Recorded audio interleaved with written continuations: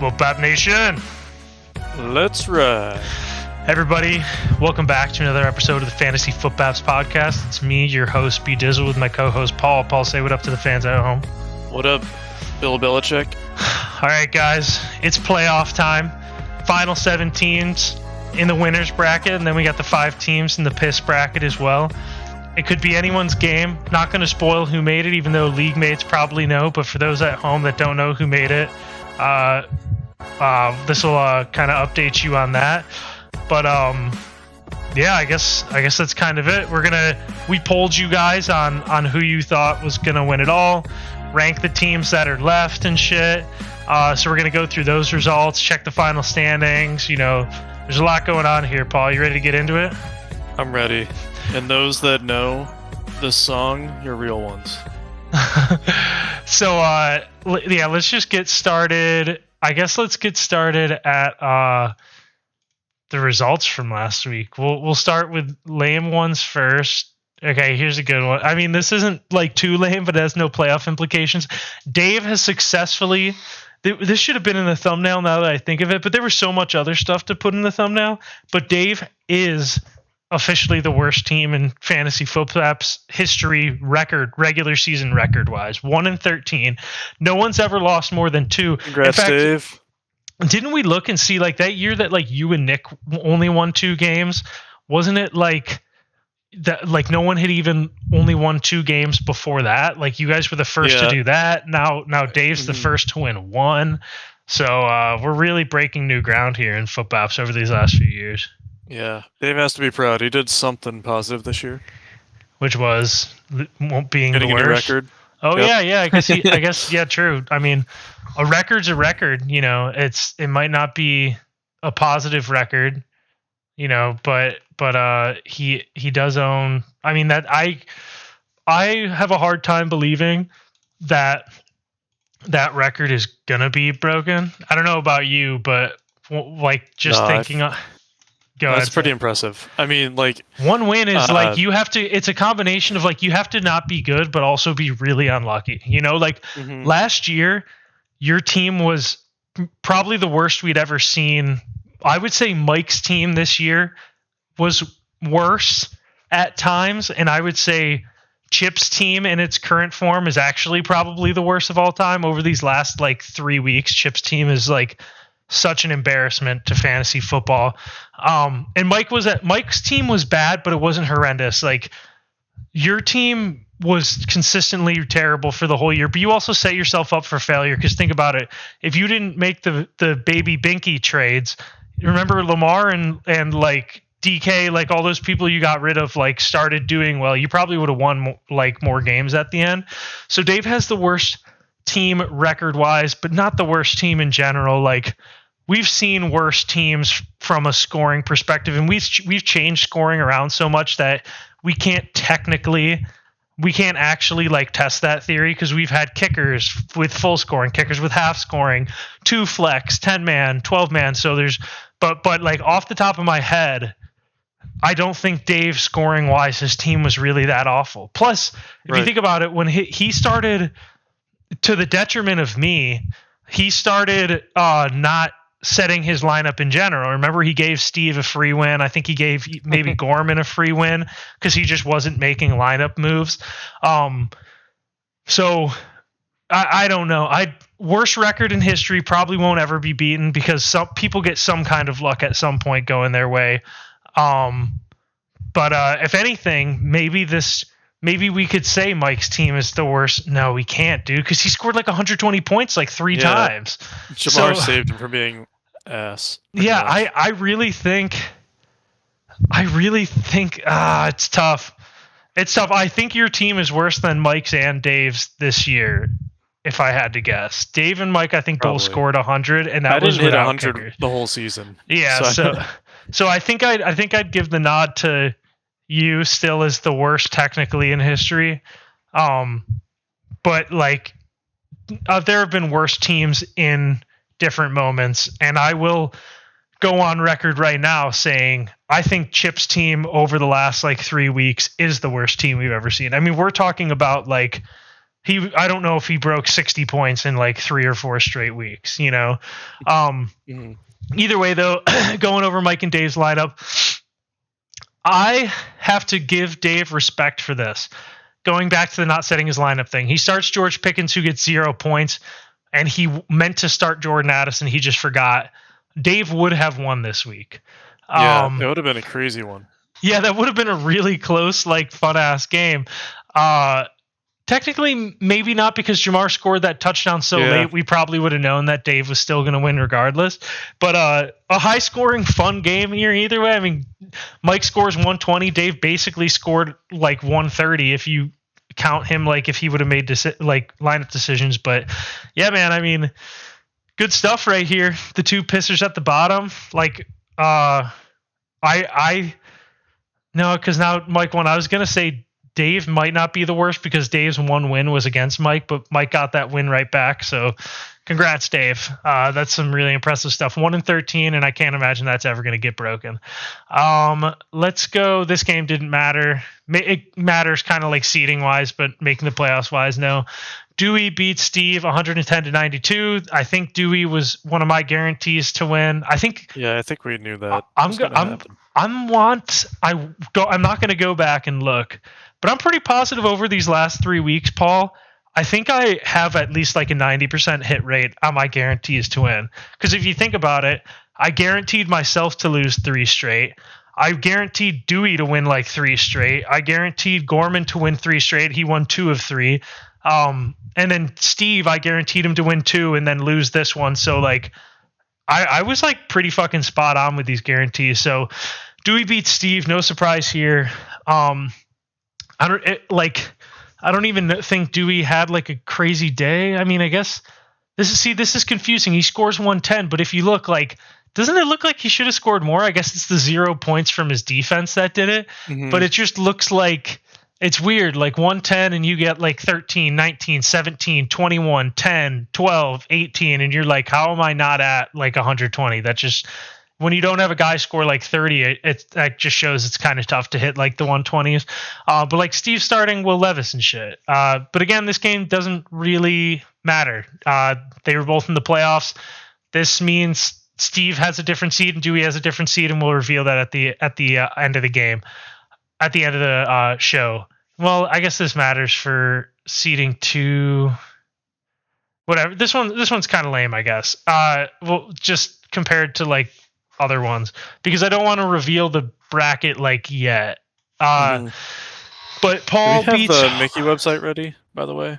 Oh no, we don't. Good call. But I'll do it on the side right now. Paul beats Austin by 30. I think I may have also picked you to you might have also been a guarantee here. League ID is this. Sorry, I have to do this for the website. You're fine. I mean, it was as soon as Jerry Jeudy caught that early touchdown, because that was the 1 p.m. games, I thought it was over because Bucky Irving also got hurt and stuff. So like the first half, I didn't look at the fantasy app, but I was like, "There's no way I'm winning." But luckily, Josh Allen clearly, but Jefferson had a great game too. So I forgot. Like your team pretty much sucked. Didn't do shit.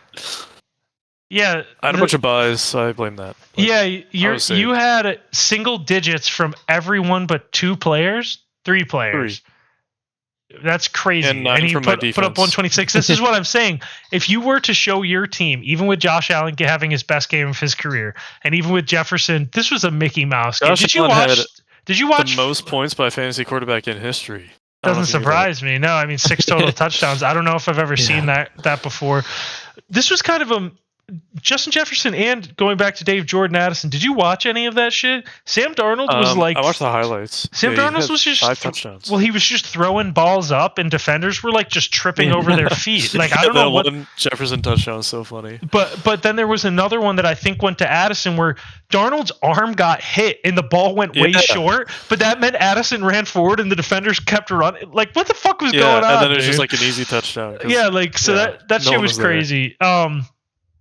I'll say so you just won 10-4, which think about it. I think you, Kyle, and Ryan, not spoiling, but you, Kyle, and Ryan were all had 9 wins, right? Going into this potentially?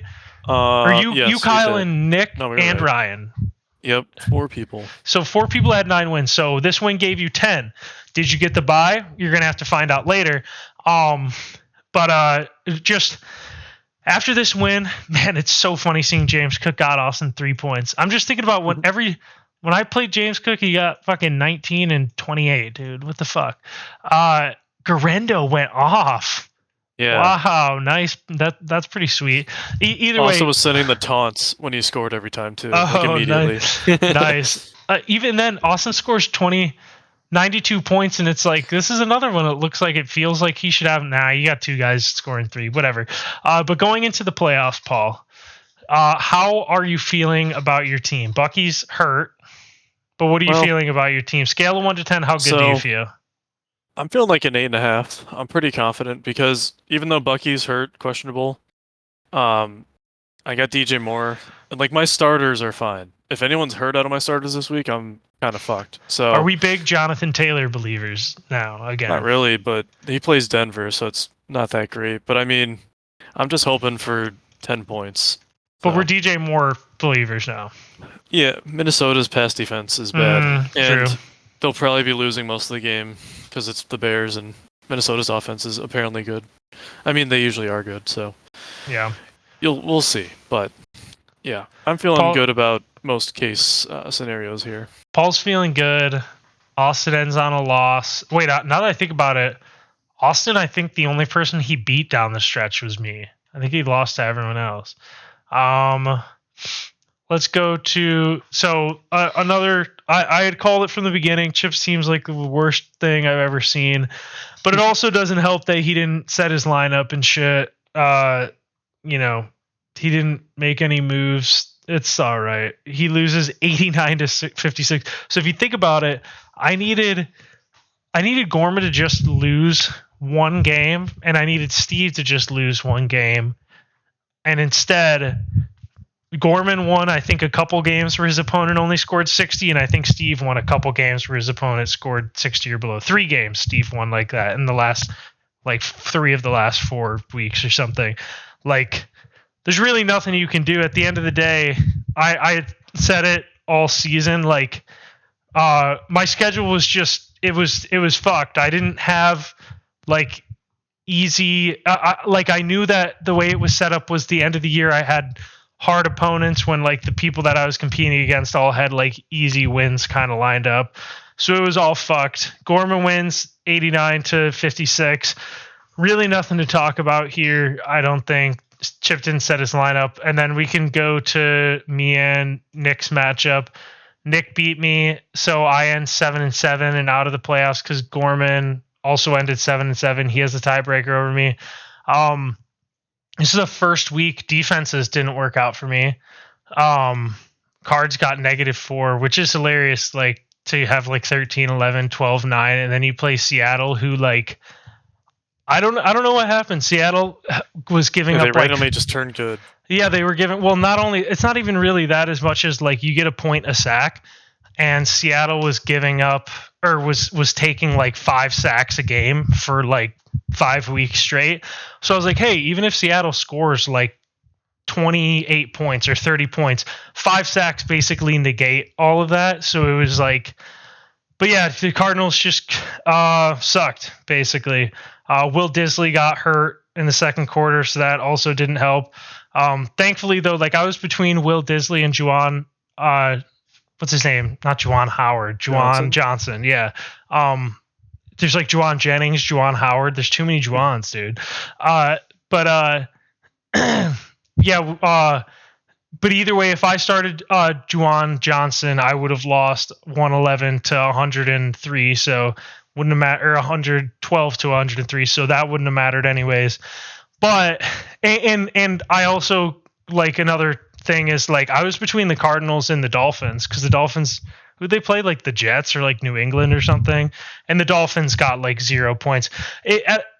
At the end of the day, it was kind of I had injuries and bye weeks, and I was trying to win, right? And so I couldn't stack up on defenses ahead of time, And by the time it got to this week, I think basically everyone had every defense, and the only two that were really like viable options out there. Because actually, the one I wanted to pick up was the Titans. But remember, Mike picked them up last week when they played like a good team, I think, right? Mm-hmm. And then played them, and so he still had them on his team. Like that was who I would have wanted. And then I guess at that point, then it would have been if I had them, and then Juwan Johnson, I would have won. But either way, I had Disley. So, and then a little insider information here. I didn't in the future. I think like this is just something I got to pull the trigger on, and live with the results. But in a way, I'm almost glad I didn't. Ken Walker, obviously, I have Ken Walker, and he was ruled out, right? Like, or at this point, at the point that I was thinking about this, he was questionable, but it was like pretty obvious to me, at least, he was going to miss this week. And I had the thought where Ryan loves Charbonnet, but there's no one I could really trade him for Charbonnet. Like, I had a good feeling about Chase Brown and Chuba. I had a good feeling about Darnell against Minnesota. He wouldn't have taken. I don't think he would have taken Charbonnet for Brian Thomas Jr. because Mac Jones was starting. So I was like, the only person that I could offer Ryan for Charbonnet is AJ Brown, and I can't imagine he'd say no, right? Like, do you think there's a? Actually, I might as well call him and ask him if he's on right now. Is he on? Did he know this trade was going to happen? No, I never talked to him, because what happened was I was like this is going to get vetoed, because what's going to happen is people are going to be like, Ryan has AJ Brown for the playoffs. Like, this just fucks us over, league ruining, blah, blah, blah. Like, I can't imagine anyone would let that go through. Like maybe teams that are eliminated from the playoffs, but in my mind, I needed to win this week. AJ Brown had been sucking for me, right? So I in my mind, I was like, I'm gonna send this trade, have it go through, I'm gonna send this trade, but I didn't even send it because I was like, it's gonna get vetoed. And if you look back, Charbonnet scored 35 and AJ Brown got 6, and I'm like, wow, so I actually would have beaten Nick if I did that. And now I'm like, I should have just sent it, but in a way, I'm glad I didn't, because think about how bad of a precedent that could have set. If I put a trade out and everyone vetoed it, and then that trade would have ended up in me winning, and it got vetoed, like that's like the league gets burned down, you know. I'm gonna call Ryan and just see like what his thoughts would have been on, like if he, because I could see even Ryan being like, it's not a fair trade, like, or something, and not agreeing to it from that sense. Like, again, it's just AJ Brown.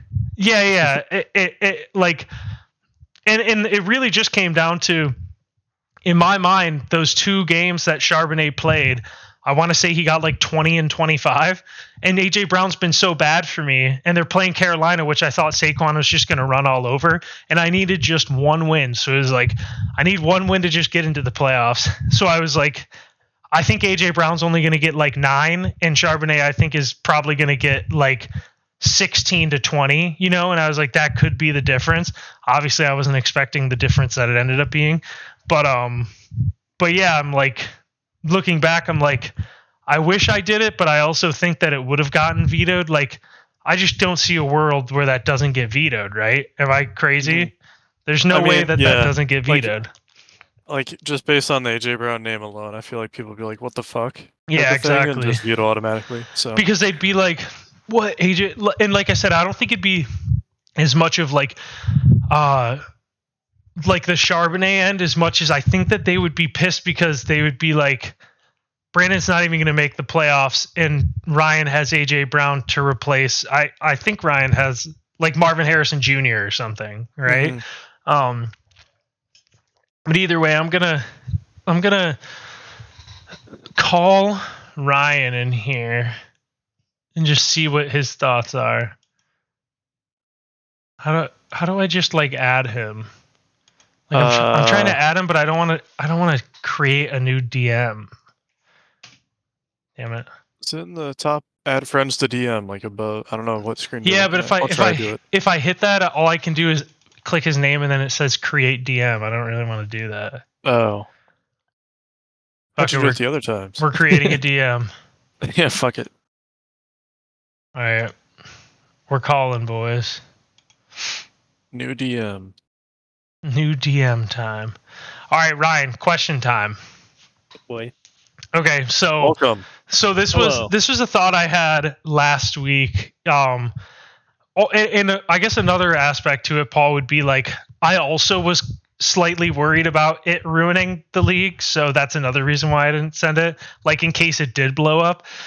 So last week, like obviously when it was like Thursday and I was like pretty positive Kenneth Walker was going to be out, I kind of went through my team and who I felt good about in their matchup. I needed to win one game, right? Like I just needed to win the game and I was in.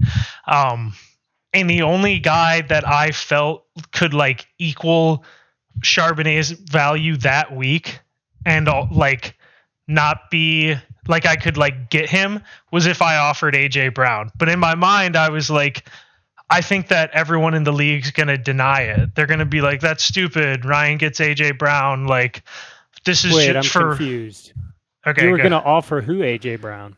I was going to offer AJ Brown for Charbonnet because I don't feel good about AJ Brown for at one all. game.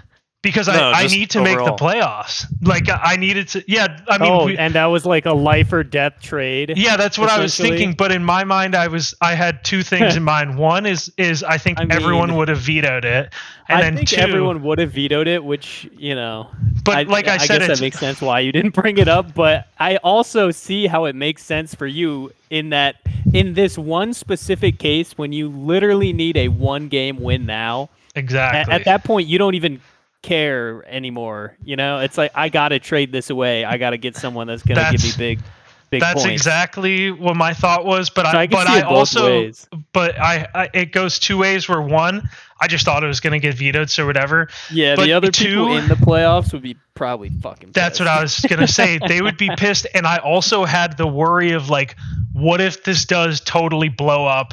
It's a shitty trade, and I just gave Ryan a championship. Then like they have a right to be pissed. Everybody's gonna make fun of that all the time or something. Yeah, or not make fun of it. I just think that they'd be Brown. I don't know. I think they'd just be pissed, and that's why I think it'd get vetoed anyways. I think it would get vetoed. Yeah. So either way, in my mind, I thought that there were like two bad outcomes. But looking back, I was like, if I did do that, my gut technically was right. Like I did not think that he was going to outscore him by 30, but I said it earlier on the show. I was thinking AJ Brown was going to get me like 8-9 points, maybe like 10 max. They're playing Carolina and they have Saquon. They're going to run a shit ton. AJ Brown's not been doing great. And in my mind, Charbonnet, his 2 games earlier in the year when he played, he got like 25 and 18 when he plays or whatever. This year, he's been amazing. At least, yeah, exactly. When he's like a starter, right? Exactly. So that's why this is where the idea had like come to mind for me. So I was thinking like, hey, I think Charbonnet is going to score 20, and I don't think AJ Brown's going to get that. And like any point differential like matters for me.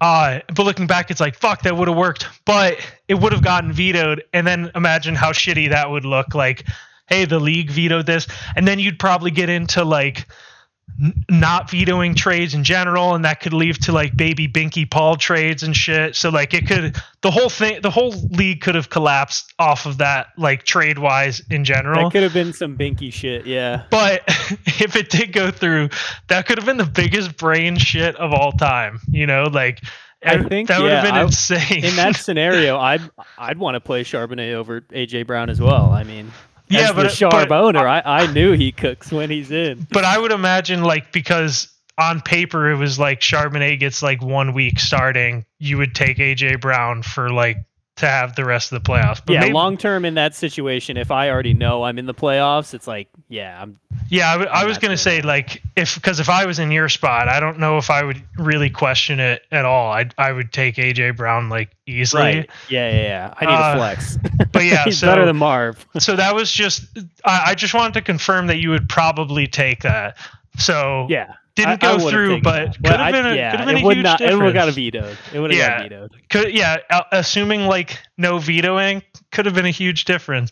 And that would have been so shit if it did get vetoed and stuff, like it would make things even worse, everything even worse. So all that to say, when I was 7-4 and I saw everyone's, final schedules in my final schedule, I knew I was fucked. It's like when Paul, you were saying like, I'm gonna miss the playoffs, and I was like, but when you were you had like 7-4, you thought you were fucked.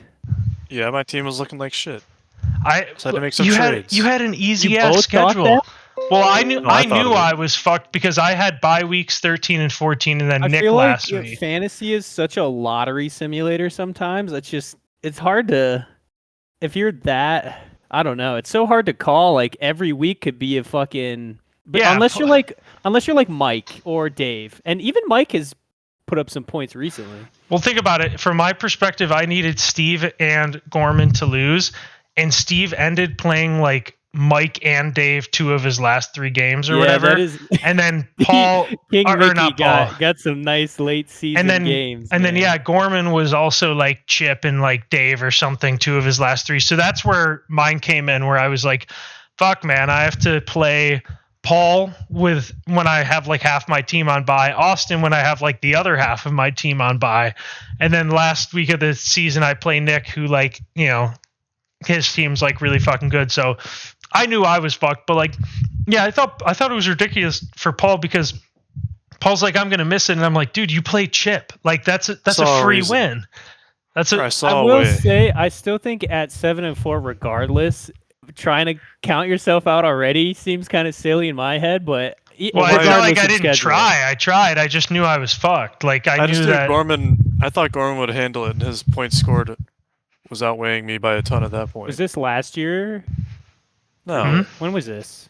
Wait, Paul, like this year you thought you were out? That's what I'm saying, Ryan. Yeah. There's no way. Paul had a Chip on his schedule. This must have been a different schedule. Paul had me with all my bye weeks, and then Chip on his schedule, and he was saying that's what I'm saying entirely, and you were going to be out of the playoffs. That's what I tried saying. I had a shitload of buys. Or no, wait, last week I mean against Austin. Yeah, but everybody has buys. No, but like last week I should have won. Josh Allen didn't I'm almost positive, Ryan. That's the other thing is I don't think I played anyone with buys the last 3 weeks, and I had buys. I was fucked. That's what I'm saying. Damn. I didn't give up. I tried to win.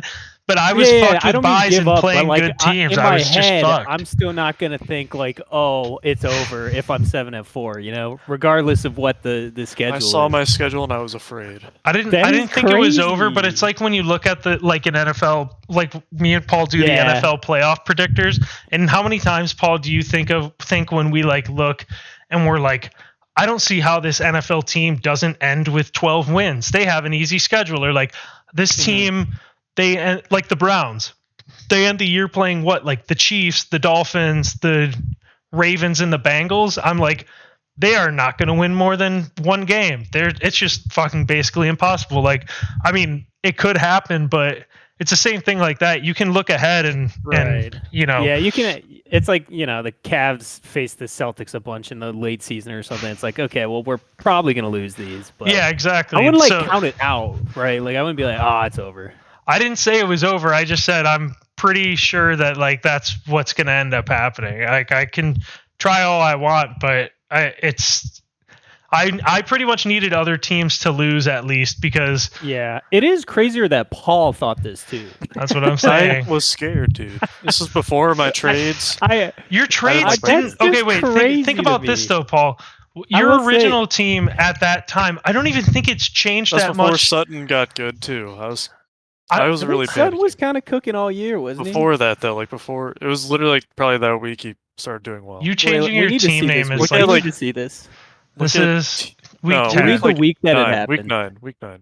No. We're going to week 10. No, before... Okay, 82. Week 10 is when we played each other, and you said... Or week 10 was the week before we played each other. You said you were going to miss the playoffs. Now, let's replace Javonte Williams with T. Higgins, because he came back, I think, in week 11. Your lineup was Josh Allen, Jonathan Taylor, Jahmyr Gibbs, Cooper Kupp, Cortland Sutton. You still had Mark Andrews on the bench, even though you weren't playing him. Evan Ingram. And then T. Higgins. There's just no fucking way. Especially like there's just no way that team's not making the playoffs when you play Chip and me with like 4 guys on bye. Like I just maybe you lose one of them. Definitely different than like Dave and Mike. No, Chip's team. I said it earlier on the show. Was this when Chip was dead, or is this when he was like still? Paul just played Chip like 2 weeks ago, I think. Like not this week, but the week before. Like 13. This iteration of Chip's team over the past like 4 weeks. That was like Pacheco back Chip, right? No, Pacheco is on Mike's team first of all. Yeah, but I'm saying that because Chip has to start like Kareem Hunt and like Javonte Williams. Like he's down bad right now. He was good at like in the middle of the season at some point. Where did he get the 99 points from against you, Paul? I'm actually curious here. Oh, a defense. Okay, that makes a lot more sense. Chip's team did well too. Chip's team since like maybe like 4 weeks ago or something, like I think might be the worst. I just remember it good in the middle of the year, and then it just everything fell apart. Yeah, he had a 3-week stretch where he scored points, but yeah, it was like, dude, the team was just so fucking bad. It was just, I think that team is worse than like when you think about Mike had. I mean Chip had injuries too. Either way, like it was just an L team from Chip. So like I'm going through and I'm it's like in the NFL if you're like the Chiefs and you're like, we want to get a first round bye, and you see the Cleveland Browns on your schedule. Like you're telling me you would say like, hey, I'm not expecting the Chiefs to win that, right? Like that's kind of what happened with. I would expect Steve was honestly Steve was the closest I could come to it because it was like Steve's team is also not good, so I'm like, I need him to lose like 76 to like 70 one of these weeks, but then he won 63 to 59 and 80 to 62 and fucking 79 to 70 and shit. Like, so he won all those like shitty low scoring games. Like that was probably my best bet. Steve scored on versus scoring is crazy. We have the same record. Yeah, that's actually wild. Actually, now that we have you here, so that was a long-winded way to say I'm out of the playoffs. Gorman is in the playoffs, but here was the matchup of the century. This shit was crazy. Kyle versus Ryan. This shit was so crazy. I also misspoke. I didn't misspoke. I guess I misremembered earlier.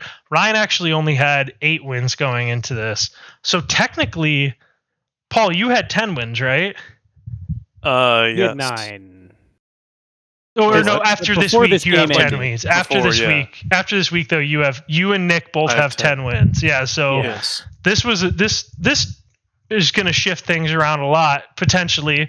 A lot of points were scored here. Kyle beat Ryan 133 basically to 129, and it's as close as the score shows. It was fucking back and forth. Puka's going off. Charbonnet's going off. Puka touchdown at the end of the game. I couldn't believe it, dude. I was like, that seals the deal. Holy shit. And actually, do you know what former goat.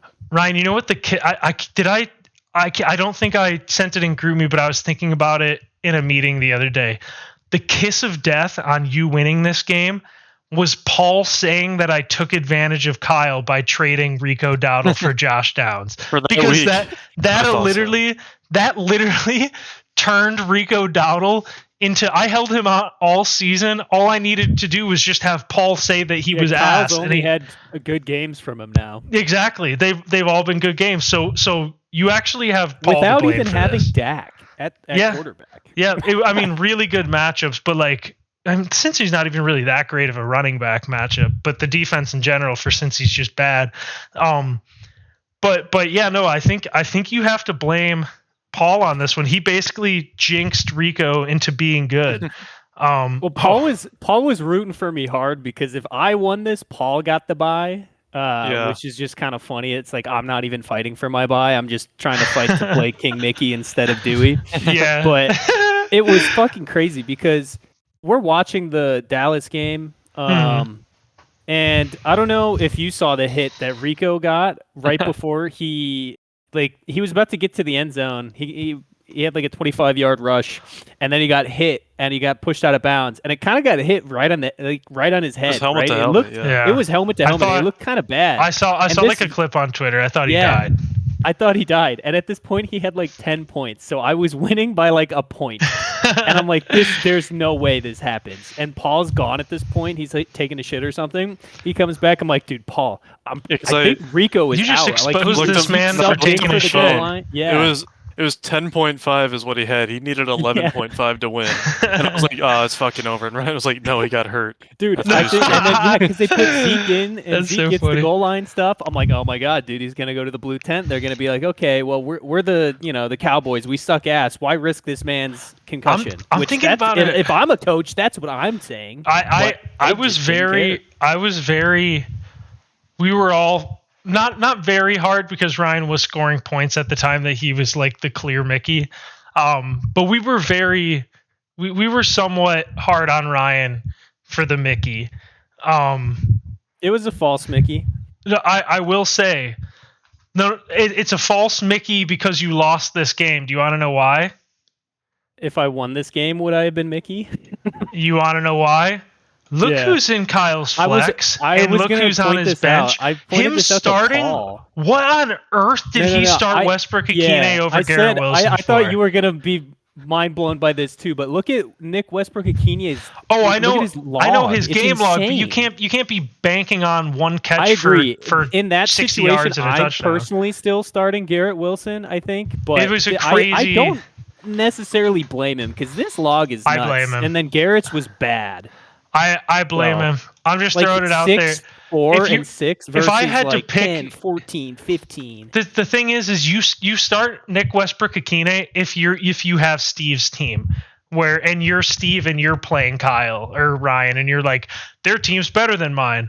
Garrett Wilson is safer, but he also probably doesn't have the upside that Ikhine has. Again, Kyle didn't need that. I don't know why I don't know why he was setting himself up for failure. So I think if you won this week, it could have been Mickey allegations could have still be like popping up here or there because like or maybe not even Mickey allegations, maybe like the curse of the Chubb, like it was like the Green Goblin mask in Kyle's ear. Like I think this one was too much of a slobber knocker with scoring though. Yeah, but it was just I really think that was curse of the Chubb.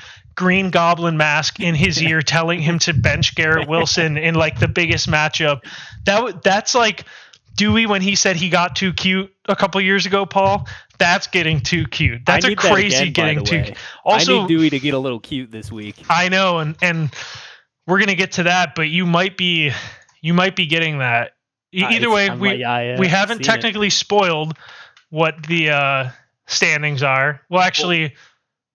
We'll go just straight to the playoff bracket, actually. The playoff bracket is Kyle does get the bye at 10-4, even though Nick and Paul both had 10 wins. Kyle had the most points. The 2 seed is Paul because he had more points than Nick.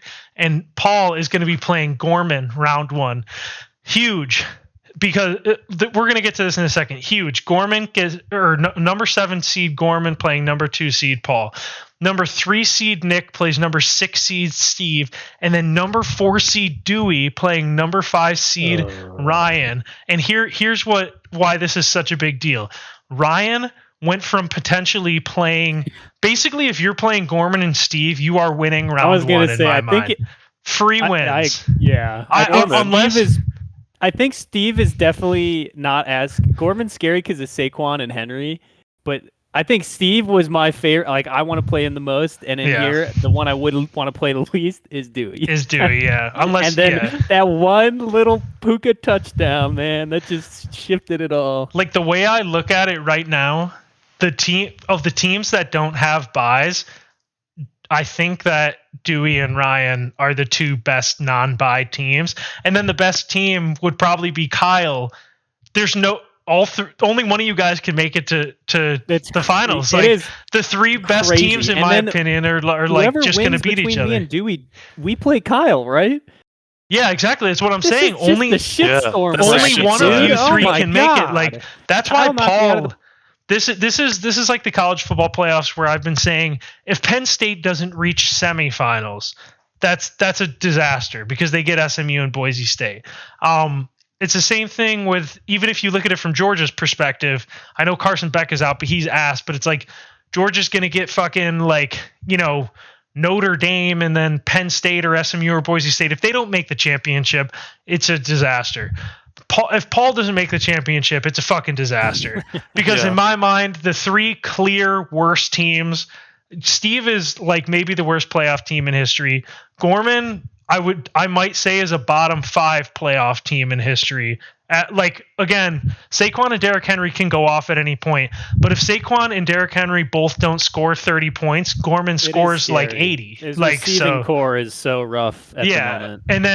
And then Nick's team, I don't believe it for some reason. I don't know. I think Debo becoming shit really hurt it for me, because he was. I think again, he was like my favorite team in the beginning of the year, and then as the year went on, and Debo just became almost unplay. I think he's almost unplayable. Like at this point, you go down there, and you start like Adam Thielen, like straight up. No, seriously, like he's gonna be playing Adam Thielen. I don't even think that's getting too cute. Yeah, I would start Adam Thielen over Debo, and it's not even a question. I also, but then like, then you start Jaylen Warren too. I mean, Jaylen Warren's a guaranteed like 7 or 8. He can and nothing put Nico more in there, right? So it's just gonna be his flex. Yeah, you're right. It's just gonna be his flex. Yeah, so he'll have Nico. So I guess Nick's team isn't as terrible as I'm thinking. Yeah, he just hasn't set his lineup. Paul, you got it. You have to take care of business. This is like I'm going back to the playoff bracket for a second. Paul, yeah, basically this is kind of free like second round for you. No, if I were you, like how you said you felt 8.5 out of 10. I didn't realize how easy of a path you had. I'd probably be feeling 8.5 out of 10. But like, if I had to make odds, right, I would say Kyle, because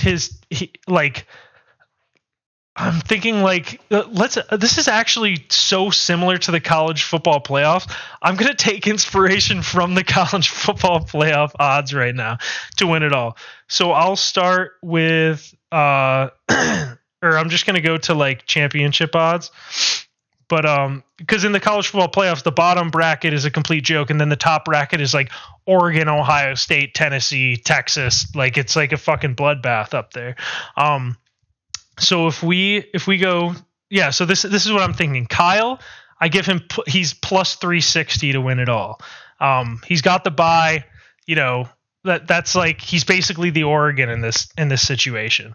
Now it's a little different when it comes to Ryan versus Dewey, because I think that so Texas plays Clemson, so that they're plus 362, but I'd give both of you guys plus 500 because one of you has to lose, and it's such a tough game. Paul gets plus 400 out of default. So it's like Kyle barely favored to win, Paul a close second because of how easy the path is, and then it's Dewey and Ryan after because they both have really good teams. And then you have to get through Kyle as well. Yeah, exactly. So I'm pretty sure Kyle beat me last year in the playoffs too. Yeah, and then if I had to give it, I'd say Nick. Actually, you know what? I'll switch it to Kyle plus 300. Having a bye is a huge advantage. Paul plus 400 because he basically has a bye. I guess Gorman. I wouldn't say that. Yeah. Okay. So, but I give you plus. I'll give you plus 450, and then I'd give Ryan and Nick plus 600. Or Ryan and Dewey plus 600.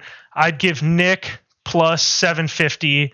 And then Gorman, I'd give plus 1,000, and Steve plus 20,000. Like what is Boise State's odds? Plus 6,000. There you go, Steve. You have the lowest odds. I would think Nick has better odds than me and Dewey, right?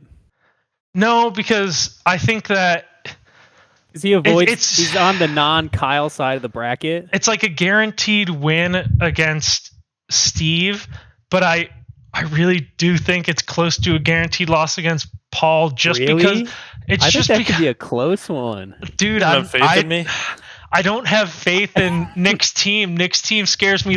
I don't know if Burrow, are they going to keep trotting him out there if they're eliminated? Is Chase going to keep playing? Is Higgins going to keep playing when they're eliminated? I don't really know what's going to go on for there. The Kyron downfall too. Every week he's like, Ryan, I think Blake Corum might be its time. Oh, 100%. That's another thing. Coming alive.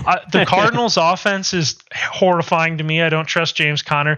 I think what's going to happen is when Nick plays Paul, I'm saying Kyron gets 6 points because he doesn't score a touchdown. James Conner gets 7 points. I'm going to say Burrow still gets 18. I'm going to say Amon-Ra gets 12. if he's still playing Debo gets 2.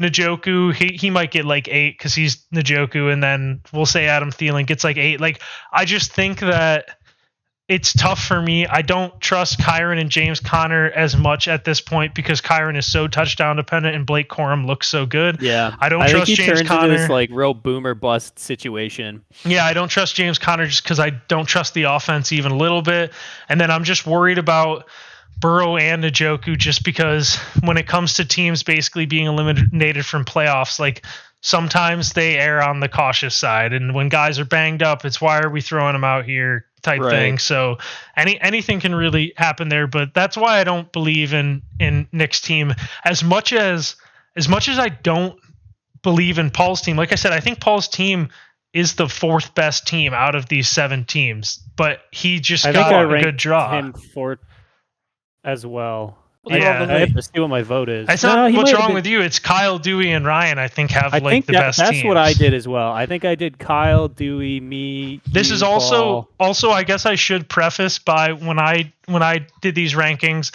I am assuming that Ken Walker is out at least another week. So the streets are saying he's out again for some reason. Ken Walker misses so many games, and Ken Walker's been so good. And that would be massive because then I don't have to have. You know what else is massive? Flex. Paul giving me Brian Robinson Jr. right now. That was sick. No, the ninja low taper fade meme. It's still massive. I don't even know what that is. Oh Lord! All right. No, it's like there's some dude like sang a song about Ninja having a low taper fade, and it was like a year ago, and Ninja apparently like to this day is still like dragging the meme, even though no one gives a fuck about it. Classic Ninja. Like there's a clip of him on stream being like, "You want to know what's massive? Still the low taper fade meme and shit." Like it's so, but at this point, like I find it funny because it's so. He's like, I think he's playing into it now to where he knows he also sounds like an idiot. So it's like, was that my wife? Oh, is she shirtless? Oh, what? That's a sandwich too. That's a Paul tweet. That is if Paul would have went down a different. Though? Oh, I remember that. I'm saying if Paul went down a different life path, I think that he like could have Lego ended up there. Step on type stuff. Yes, you're right. That is super relatable. Tweet guy.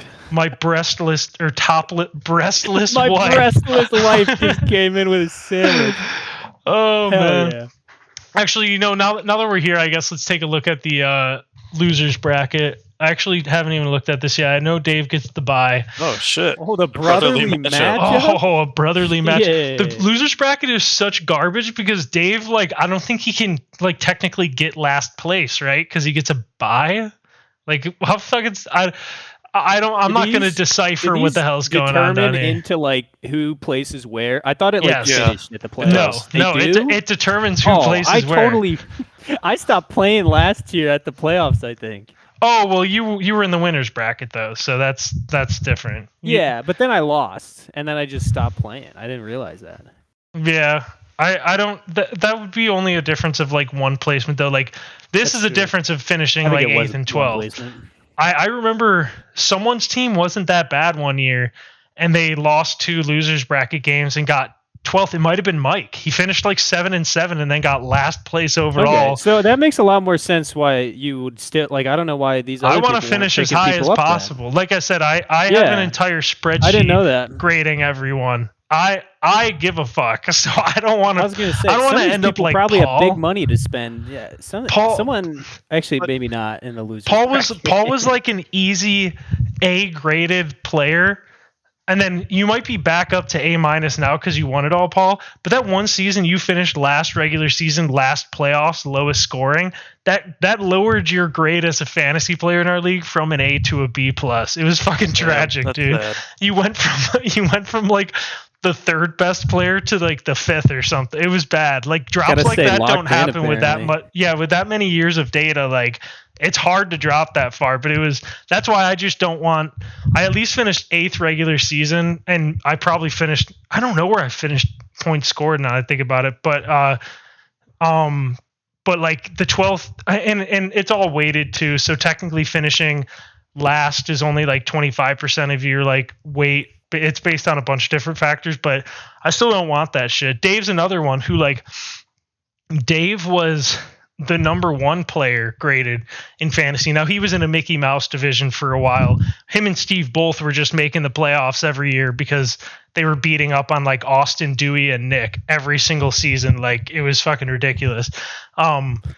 But Dave had that one bad year. I don't know if it was last year also, or if it was the year before.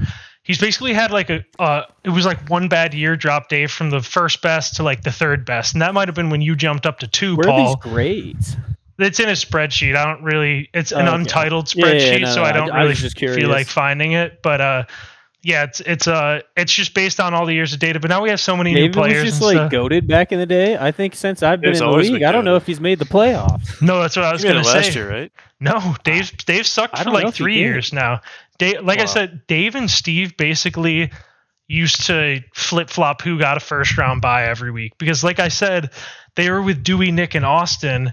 And I know Nick and Dewey just made the playoffs now, but for a while there, Nick only had 1 playoff appearance. Austin had 0 until last year. And I think Dewey only had 1 until this year too. So like, they were like the definition of Mickey Mouse division. It was like they were beating the shit out of these teams. And me and Paul were always pissed because we had like Gorman was always good. Mike was always at least average. I can't remember who would have been our last in there. Kyle. We added Kyle, dude. Yeah. It wasn't that bad when we had Kevin Kyle's in it. The GOAT. That's all I know. No, we had Kevin before and he was ass. So like it like slightly evened it out. It was like, okay, me and Paul get a couple free wins against Kevin, but it still doesn't equal the 4 free wins Dave and Steve get every year. But then when we added Kyle and he was good, dude, it was over. Like that's why I created the spreadsheet, because I was like, this is fucking ridiculous, dude. These 2 are fucking guaranteed playoffs every year because of their fucking shit piss schedule, dude. So then I shook up the divisions, but now I think it's at the point where like I said, Nick made the playoffs this year. Dewey made it a couple years ago. Gorman made it this year, and he's always been like making it and stuff. Kyle has solidified himself and stuff. Like, I feel like everyone solidified themselves as a threat to a point where now I think the grades are probably, they're going to be players graded better, like, but it's going to be so slight. I don't think it's going to be as bad. So I'm going to probably shake up the divisions again and keep like rivals still the same. Like Dave and Steve still in the same division, and like me and Paul, just because those have been like the core pieces of the division this entire time. Dave and Mike have to be. Yeah, also. Dave and Mike. Is that true? Dave and Mike have. I always thought of Dave and Steve. I feel like they're a rivalry always. There was someone else for Mike that I always thought was a rival, but I can't remember now. I was Mike's rival last year. Yes, that's what it was. Ryan and Mike are rivals. I couldn't beat Mike last year because Mike never had a true rival. Like Mike flipped divisions twice. Paul. Mike was in our division. Like I said, he was good in our division, and then. And then when we did the divisions flip to kind of like even things out, then Mike turned to shit. So Dave and Steve had like easy wins against Mike then. So yeah, it's a fun time. And also I'm going to shake up the schedules in general, because like I don't like how it was like play your division at the beginning and end of the year. I think it should be more spread out. I don't know why ESPN does that. I'm going to have to like manually. Weird. Yeah, I realized that. Yeah, I'm going to have to like manually. Feel similar start and end. And the same as last year. Was it the same schedule type? I think it was the exact same schedule. I didn't have time to change it this year, but I also was like, it can't be that bad, right? And then it ended up being like the worst shit ever. Like, especially when you have like Dave and Mike being as bad as they were. But yeah, I play Austin in the first round. Mike plays Chip, and then Dave gets the bye. Let's check the final power rankings just to check the final graph here. See how everything kind of looks. Dave and Mike basically kept their spot at the bottom since week 8. Austin and Chip pretty much kept their spot at the bottom since week 8. A huge change here is I started in last, got all the way up to 4th, then dropped to 8th. So just like it was like a awesome climb just to like drop off like that. So that kind of sucked. Ryan fell off heavy. Ryan was a top 3 seed since week 2. Never seen a 4 in my life. Yeah, well now you've seen a 5, brother. Yeah, that's which is brutal, because I feel like I've been scoring these weeks. I've just been getting pounded, dude. That's 120 bombs on me. That's what I was saying when I made the thing. It was when I looked and I was like, I didn't even really realize you were the 5 seed. I at least thought you were the 4. Crazy, I know. And it's dropping from what, like the 3 to the 5 in 1 touchdown. Yeah, that's crazy that could happen. You were the 2 seed in week 12. And then by week 14, you were the 5, which is a massive difference in general. Technically, a 5 seed, that means you have an away game. You know what? Let's check how you did in away games this year. This could factor into some of our first round picks here. Yeah, true. Paul. So in home games, Ryan, you were the same home and away. So you're okay. You're like okay. A 50-50 shot, truly. Yeah. And then Dewey, 50-50, basically a little better on the road. How is that possible? How is Dewey 4-3? Wait.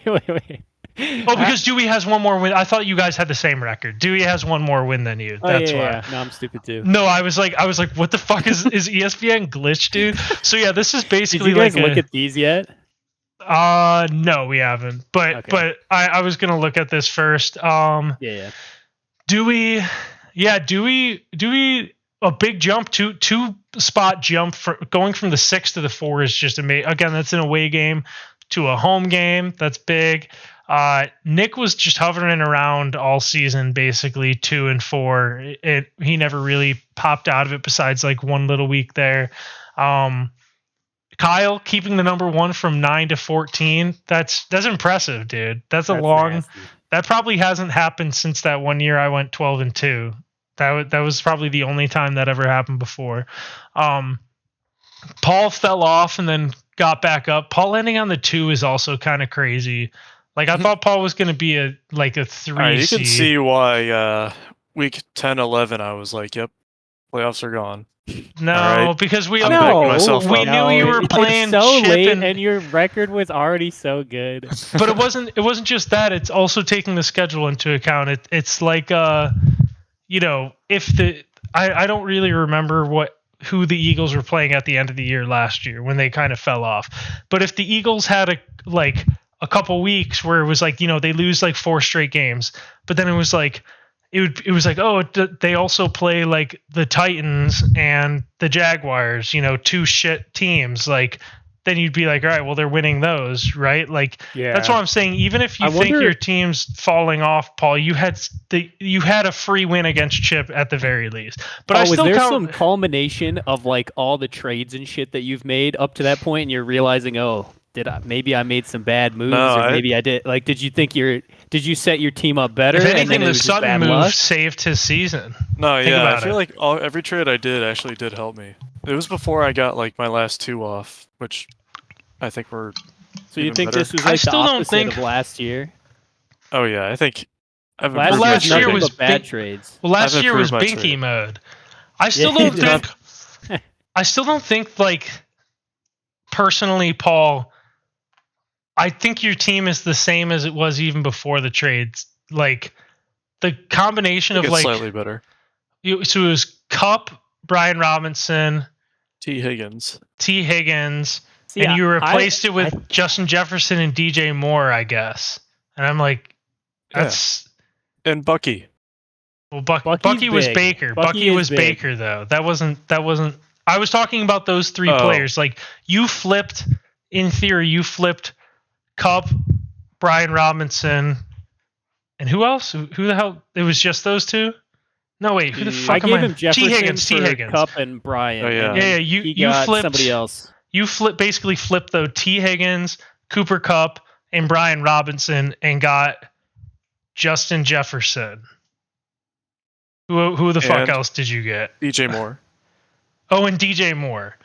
So when I think of that, I'm like, okay, Jefferson better than Kupp, but Kupp's definitely better than DJ Moore. Brian Robinson's probably better than DJ Moore. T. Higgins is probably better than DJ Moore. Yeah, but you can't start all those guys at once. I know. Start them. I know, but I'm saying if your lineup is, it would have been in this situation if you didn't go through, right? It would be Josh, JT, Jameer, Cooper Kupp, Higgins, yeah, I guess, yeah. Ingram and Brian Robinson. Is that a better lineup, you think, than this one? I think it's to me. The problem is Ingram in there. If you put Mark Andrews back in, I think that lineup is better. Higgins and Kupp scare me. Brian Robinson has injuries, so all those guys I did not want on my team. anymore. Yeah, I guess to me it's like I just don't believe in DJ Moore, but like in my mind, I just think it's at least an adjacent move. I don't think. Yeah, I don't think you fucked your team up. I just don't. I just don't think. If anything, like I could see that matchup being made from like those trades being like a matchup thing. But then I look and like Justin Jefferson's playing Chicago, so it's like. If it was like he just wanted a man that gritties after 3 touchdowns. He told me that. I was kind of excited for that. And I agree. Yeah. I'd like to have Justin Jefferson gritty. That's true. Yeah, no, I'm not saying you did anything wrong. I just was like, even when I was thinking about it in my head, I was like, yes, it was Brian Robinson and Kupp for Justin Jefferson and DJ Moore. I'm like, pretty medium. Yeah, I was like, that seems like you just that would be like saying like, I traded Saquon for Derrick Henry or something. It's like. All right, Gordon the two flipping his 2 running backs. Yeah, it's like I guess, but the Baker for Bucky was actually like that one was trade. Crazy. I will say, yeah. And to think that Chip could have easily done that, and instead he traded Baker for Javonte. I said to Chip too. Trading for Javonte blew my mind. But when that trade so down bad, and I'm yeah. But think down bad. I get it. Yeah, down There's bad. No point. Take the loss that week and move on. That's what I'm saying. You can be as down bad as you want, but when someone's offering you that, like if I'm Chip, I'm going and seeing who needs a quarterback and saying. Gorman also needs a quarterback, and he can actually give me Bucky Irving. He could have done something to make it a little bit better. Yeah, I mean, he could have done Baker for Bucky, same as Paul did. So that was still just like an all-time. I said it to Chip too when the trade went in. I was like, "You should have done Baker for Bucky," and he was like, "I like Javonte, man. I think he's solid." I was like, "No what way, the he fuck, did not dude? say I like Javonte." That's crazy. I'm telling you, I straight up said. That's why I asked you, Paul, when you made that trade with Gorman. I was like. Was that because I said that Chip should have done that? And I think you said I never brought it up to you. But I literally thought that I mentioned it to you, and that's why you did the trade. Because I said that word for word, Baker for Bucky. That was word for word what I had said Chip should have done. But Paul says that I never said it to him, so we'll take him at his word. I don't remember, at least. But I just like the fact that Justin Jefferson is grittying. Cool, and also, he is cool. Yeah. And that he's like a top 2 wide receiver, so it makes me happy to have him. What did he do against Chicago I liked him on last my team all year? Well, okay, I looked at. All right, I thought you'd bring this up, so I looked at. Okay, hold on, wait, stop. Ryan, I looked at StatMuse. I can't get rid of this. Hey, I looked at StatMuse. This is a different year. This is oh, okay. Home games against Chicago, he hasn't had less than like 80 yards in. Chicago hasn't had a good defense in like. This is the first year they even had a good defense. Yeah, but home games he does well. Away games he sucks. I'd be pretty shocked if he does that bad again. But it is concerning that his worst game of the year was Chicago. But it's all right. I mean, week 16 he definitely plays a bad. Yeah, Seattle's fine. Well, and I just don't think Green Bay. He's almost in that caliber. He is. He's in that caliber of player where it's so hard to worry about him regardless. No, no. I agree with that. I was just saying, like I said, with how like. Even the trade was, I would have thought that it was like he's getting Justin Jefferson against, I don't know, the Bengals and then just love shot. Giants or something. Sometimes he just wants them, and that's the culmination. He's moved around so much, and it's been so flat. But he just likes moving players. There's so much shop talk going on with Paul. It's actually pretty crazy. Let's actually before we get to the matchups this week, let's just look at the recent activity. It can't be too much, right? Oh, trash day. I just saw. Let's go. Okay, so on Thursday, Chip picked up Juwan Johnson. Great pickup, Chip. Like I said, that was who I was between him and Disley. Steve picked up Will Levis. Nice pickup. He dropped Geno Smith. Is Geno Smith doing that bad? I told him that was a good disrespect. Move. Oh, I was gonna say you're the one behind this, behind the starting Will Levis getting 7 points. That's movement? Disrespect to my man Geno Smith. Yeah, that's bad. Dewey immediately adds Geno the next day. For $10. Dewey also adds the Dolphins. He was on the same. We were on the same wavelength there. Oh yeah, I changed my name to Plimbo for the week. Name. And then I added Kendre Miller because I read somewhere that the Saints were gonna just by the off chance that, again, I'm gonna try in the losers bracket anyways, but like for the off chance I did make the playoffs, I was like, could be a good name because could be a good guy to pick up just because the Saints were talking about like playing him more and seeing what he had and not playing Kamara as much, which I want to say Kendre Miller did have like 10 carries. That's still, he had like half the touches. Simp. Yeah. Then on Monday, it wasn't in that text. I was like, why did I do that? Yeah, I changed my name to Bert, and then my picture is Bart Simpson. Simp was for Simpson. And then it was trash day. Paul dropped Evan Ingram. I dropped Will Disley. Oh my God! Everyone dropped it. It was trash day as fuck, dude. I want to hear it right now, though, Paul. What? Evan Ingram. Let's hear it. Oh God. What about it? At least all year was I dropped Travis Etienne. He sucks. There we go. Thank you. I was going to say I dropped Travis Etienne, but I had maintained that Travis Etienne sucked all year. You were like in this weird denial about like false facade of. He was starting Evan Ingram with Mac Jones starting and stuff. Like, it was fucking bizarre. Well, he told me he'd be a good dump off target. Oh my goodness! This is that was his logic. That's the YouTube Shorts. The YouTube Shorts are like the Green Goblin mask in your ear. Remember last year you traded like CMC for Hollywood Brown or something, and then Hollywood Brown like in your work league. What was that trade you made, Paul? It was really fucking bad. It was CD. No, it was CMC. It was CMC. You found it? No, I had to look, but it was for a draft pick too. Like, I got a first round pick in whatever the fuck, because that's a keeper league. But I did trade away CMC when I figured he would get injured, because that's every season that happens, and he didn't. Man's praying on him to get injured. I assume injuries happen to people who don't stay healthy. Damn it, I remember finding it in my messages, Paul, but it was something like you traded CMC for like Hollywood Brown and like Javonte Williams or something. Like, it was such a, and because I think at the time you said you were afraid CMC would get hurt, but I was like, I think that like Hollywood is just kind of ass though, like to me at least. But I remember that's where the YouTube short thing came from, because I remember you saying you saw a YouTube short talking about Hollywood, how he was going to be good this year. And I was like, is that the reason for all these trades this year? You got the YouTube shorts Green Goblin mask in your ear, like telling you what to do. So that's where that whole thing like had come from, which every single like YouTube short or Instagram reel, TikTok I see fantasy football wise, dude, these guys don't know what the fuck they're doing. Nick Barlow sent me one where some guy did he did a fantasy mock draft, I think, basically.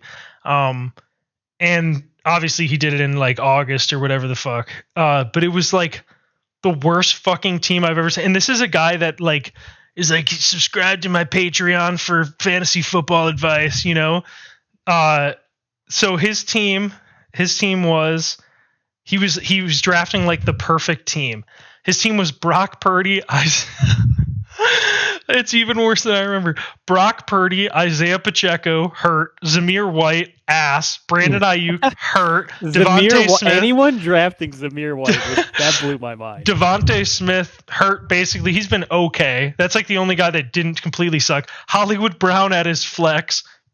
Ass and hurt. I don't even think he played. He died immediately. No, I had him. Kyle Pitts had like a couple weeks where he was good, but pretty much ass. Christian Watson has pretty much been ass.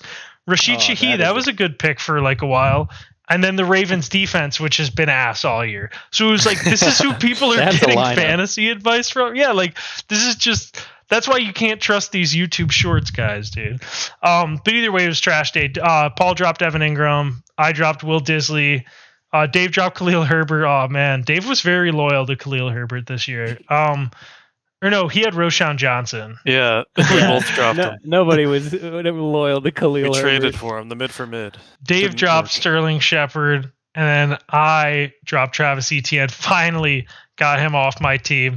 I don't even know why. I think I was holding on to him just in case like Trevor when he came back, but then like Trevor got immediately murdered on the football field, and I was like, all right, what the fuck ever.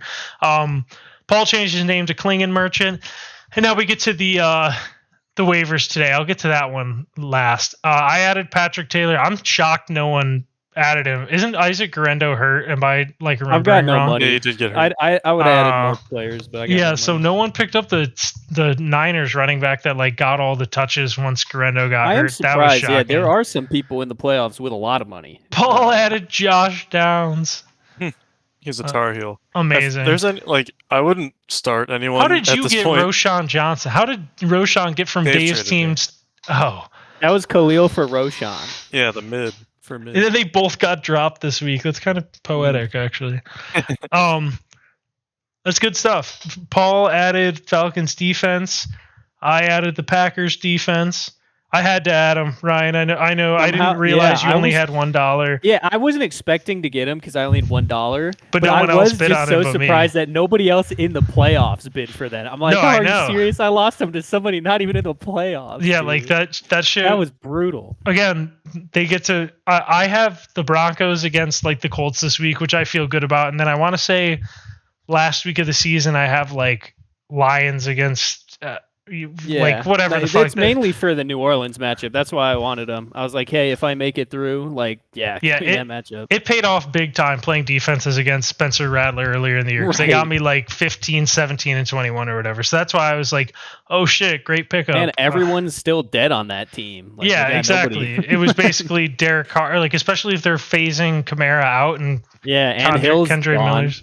Yeah, Taysom Hill's now dead. So yeah, it's I was shocked no one else went for that. But Paul is basically only targeting the Giants. He's only playing defenses against the Giants.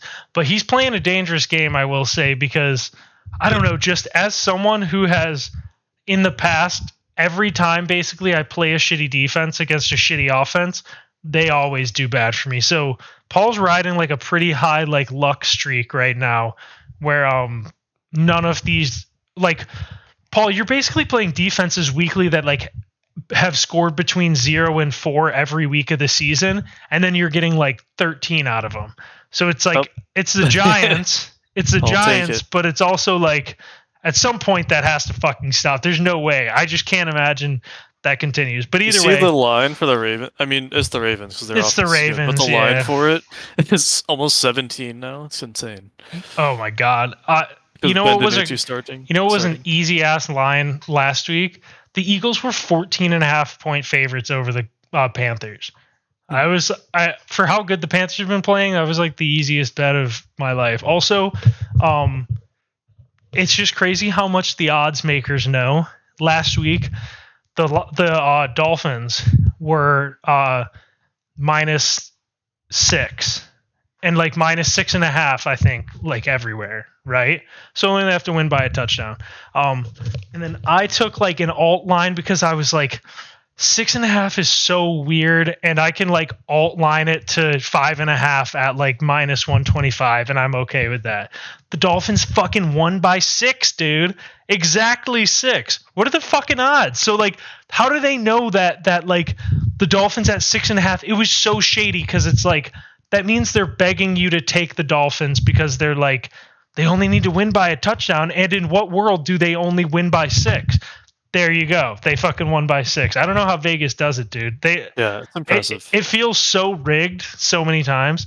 That one week when I did trade for Josh Downs, Paul, Josh Downs, like over on his receiving yards and catches were like one of the most bet things that weekend. And then remember, that's when he had 4 catches and 63 yards called back on penalties and got hurt in the third.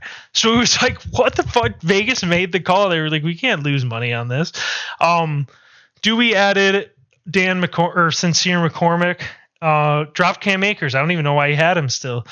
Dewey also added the Jets defense for $10. All right, we'll see what happens here. Who do the Jets play?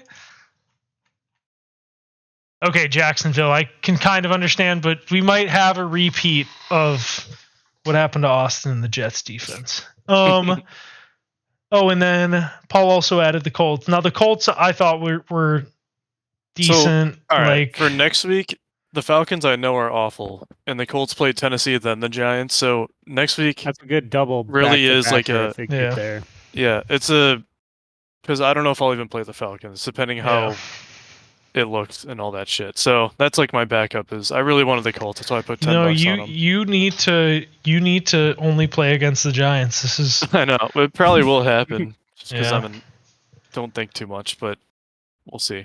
All right, we'll see how the Titans look this week. Wait, did you see Dewey added Travis Etienne?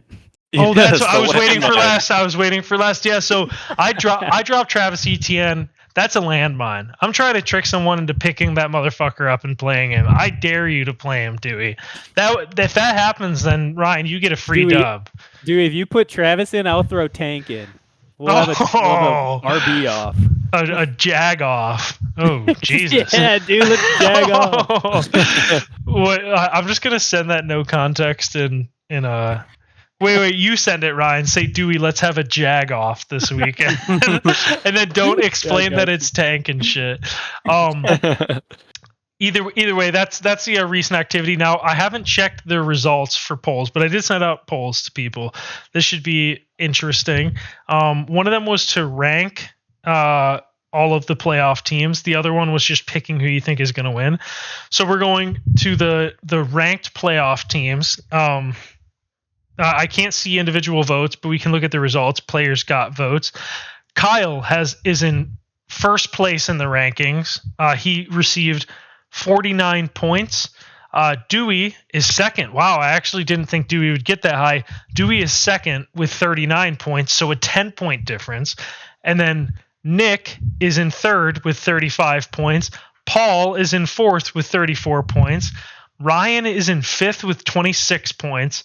Steve has more than Gorman. Steve is sixth with 14 and Gorman 13. Did Steve put himself went first? On his VPN and gave himself the votes. No, I don't think he did, but I saw whenever I voted, it said 5 total responses. Steve had 0 6 points. So the first after mine, he still had 0. Yeah. So basically we only got like 4 more votes after that. So yeah, I think Steve gave himself first, maybe even like multiple times. Regardless, so Gorman, I guess, that would be a huge story for Gorman. So how Paul was saying, like, it's not an easy win versus Gorman. The poll says otherwise. You're playing the worst team in the playoffs.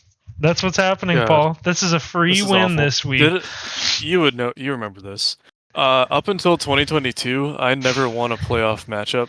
Yeah. And the only reason I got past the first round is because I had the number 1 seed by. Yeah. So the curse could still be in effect. I don't know if I broke it back then, but we'll have to find out here. So that's another reason I guess there is a slight curse involved there. But Paul, remember when I said you were the 4th best team? I guess the people agree, but I will say, disrespect to Ryan, 5th? And not only 5th, but you're 8 points behind Paul. That's as big of the drop as from Kyle to Dewey. Like Dewey, Nick, and Paul some of my guys are more low key, like a Josh Jacobs or like low key Steve Riley. Now, but basically what this is saying is Paul S tier, Dewey, Nick, or Paul S tier, Kyle S tier, Dewey, Nick, and Paul A tier, Ryan B tier, Steve and Gorman D tier. So it's like, it's disrespectful. You got a lot to prove, Ryan. You got a lot to prove. I should not be in the same tier as Steve. And then think about that. We have like 2 opposite ends here, where Paul is playing the worst team he can play this week, according to the poll. Yeah, that's true. I've got Ryan is playing the best team he can play this week. So yeah, it's a tough situation there. Though. Yeah, exactly. And now we did poll who is going to win Footbaps. All right, I'm seeing something I don't like on here, but Kyle is number 1. He has 3 votes on him to win. Paul apparently has 2 votes on him. I'm assuming both of those might be Paul. No, I voted Gorman. I told you. Whoa, 2 people voted Paul. How could that be possible? So Paul was you 4th. Voted Gorman? Yeah. Oh. I think I'm going to lose. Gorman has 0 votes, you fucking liar. Oh, you're lying to me. I'm looking at the results. 0 votes on Gorman. Stop the count. To win it all? Hold on. To win it all. Who will win Footbaps? Steve has 2 votes. Right now. Steve has 2 votes. You want me to send a screenshot? Hold on. I'm looking at the voted on this poll. Oh, I can't see. Hold on. Just hit results. Ad. I have an ad. The hell do you have an ad? Don't tempt me with a jag off.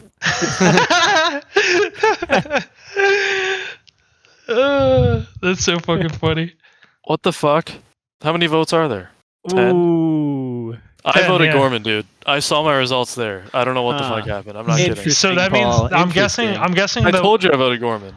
Okay, but I'm guessing one of the votes is for yourself. I'm guessing one of your vote either went to you or Steve. If I had to guess, I'm guessing Dewey voted for himself. The votes on this are lame as fuck, though. I mean, 3 people picked Kyle, themselves. 2 people picked Paul, 2 people apparently picked Steve, which I think are just both Steve. Ryan picked himself, Dewey picked himself, and Nick picked himself.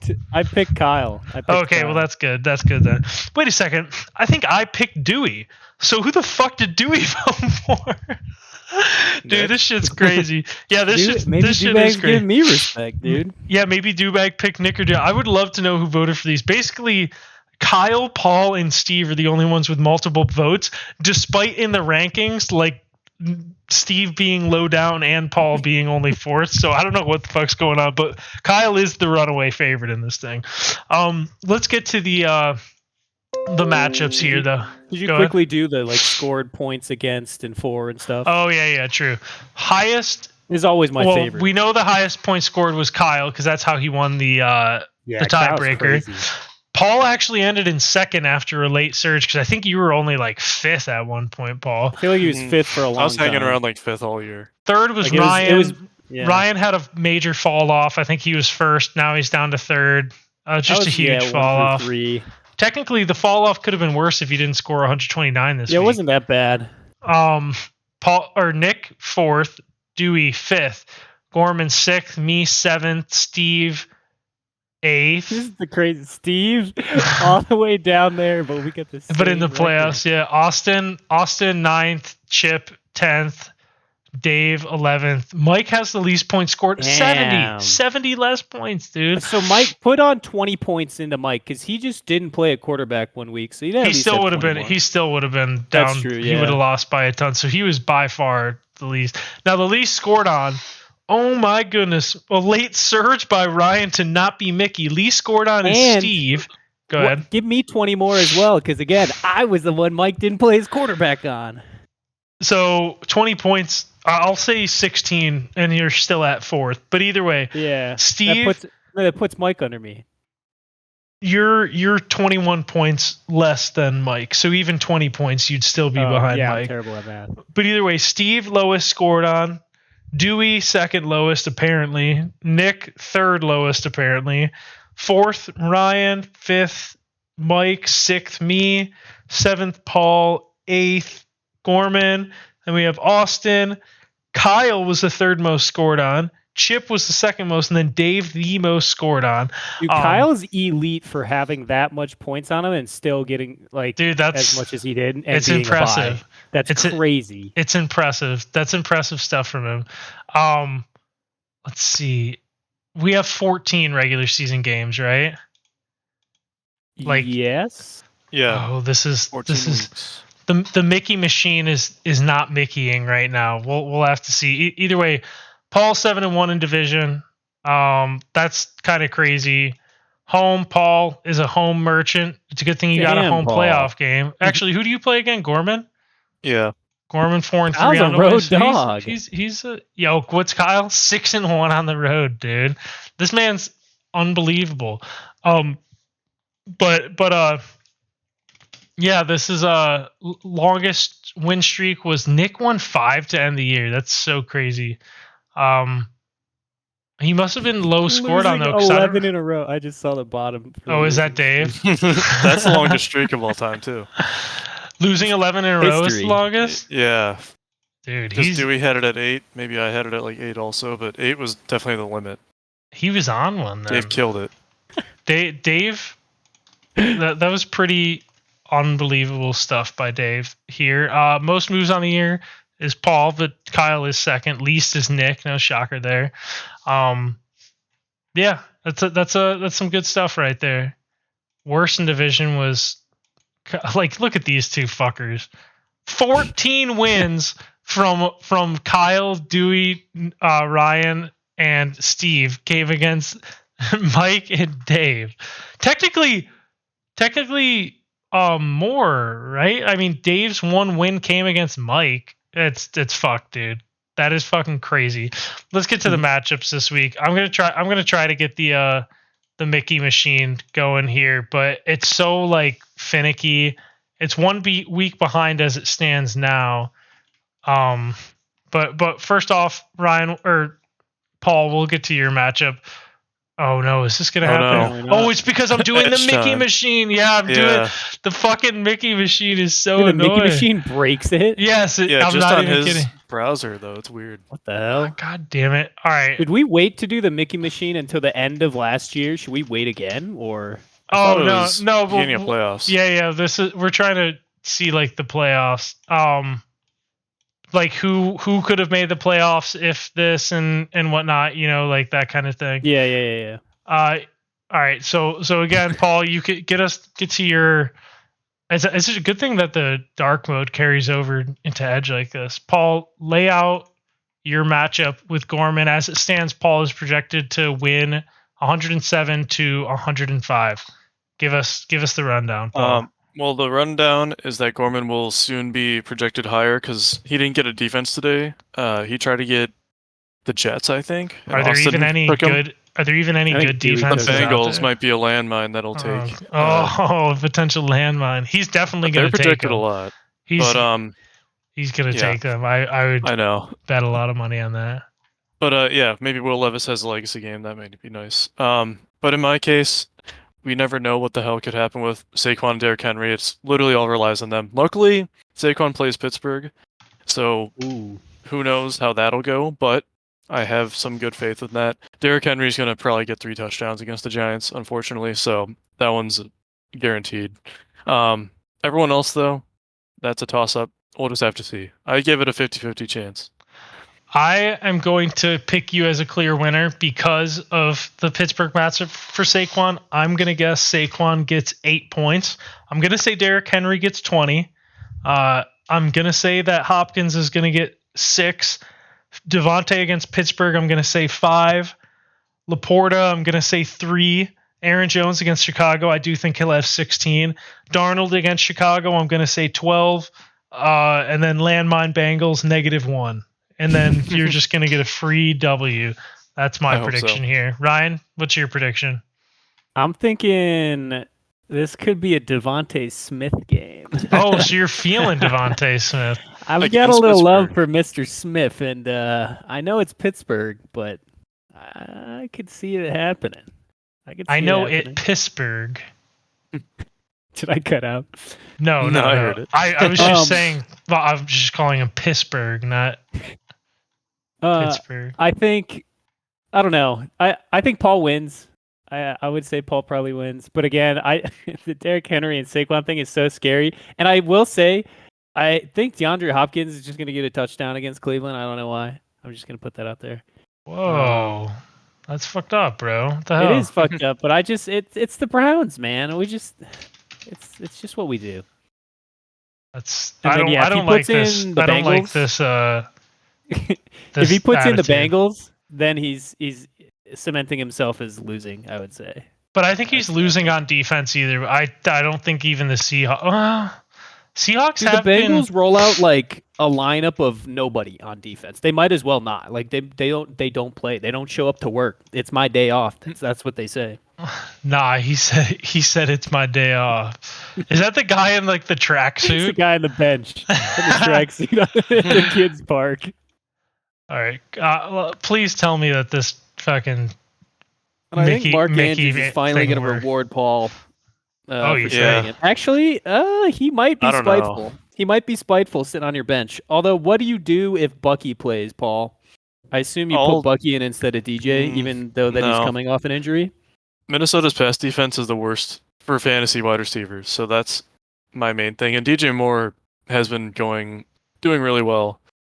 So I got to ride the wave. Bucky just scares me now and the Chargers defense isn't horrible. Chargers run defense is pretty good. I don't know if it still is, but I'd rather keep DJ, and this is probably my lineup no matter what.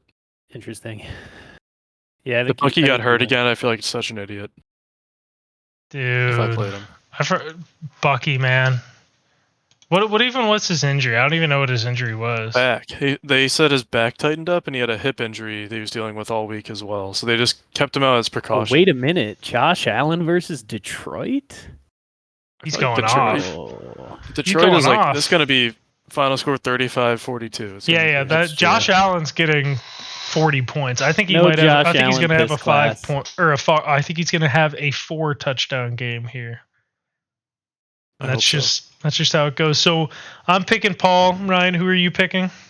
I think I'm gonna give Paul a Ryan guarantee. Oh no! I'm throwing out guarantees. Ryan guarantees never have happened before, so we'll see what the scares me, man. We'll see how a Ryan guarantee is charged. He's trying so hard to jinx right now. Paul is. No, I'm truly scared.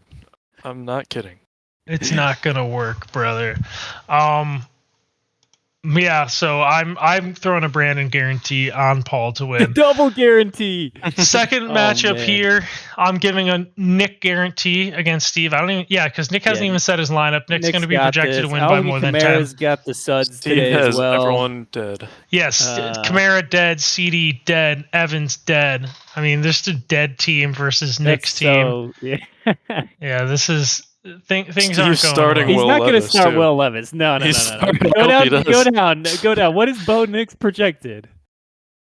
18. Nah, he'll put in Bo. I hope not. I wonder if he'll put in Jacoby Myers too.